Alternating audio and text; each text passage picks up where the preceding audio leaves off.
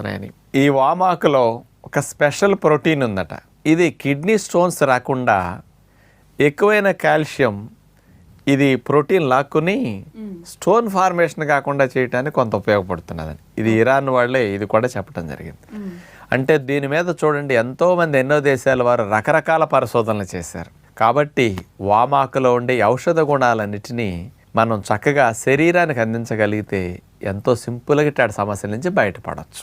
అయితే డాక్టర్ గారు, మరి వామాకులను సాధారణంగా అయితే కనుక బజ్జీలు వేసుకుని తినడము, లేదంటే అప్పుడప్పుడు మనం చూపించినట్టుగా ఏ చట్నీలోనో వాడడమో చేస్తూ ఉంటారు. మరి అలా కాకుండా ఇంక వేరే విధంగా ఉపయోగించుకునే అవకాశం ఏదైనా ఉందా? వామాకుల్ని కొంతమంది కూరల్లో కూడా వాడుతూ ఉంటారు. అంటే దాని వాసన వేరు కదా. అవును.